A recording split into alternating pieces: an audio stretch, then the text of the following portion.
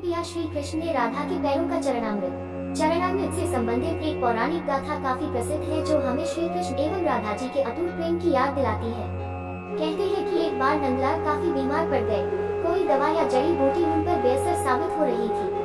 तभी श्री कृष्ण ने स्वयं ही गोपियों से एक ऐसा उपाय करने को कहा जिसे सुन गोपियां दुविधा में पड़ गयी। दरअसल श्री कृष्ण ने गोपियों से उन्हें चरणामृत पिलाने को कहा।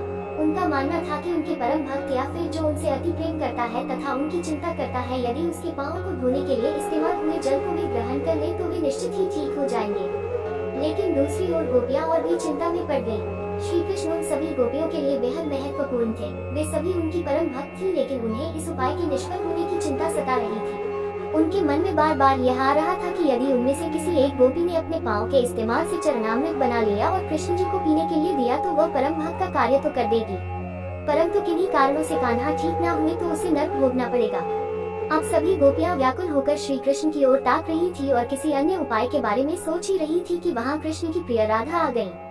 अपने कृष्ण को इस हालत में देख के राधा के तो जैसे प्राण ही निकल गए हों।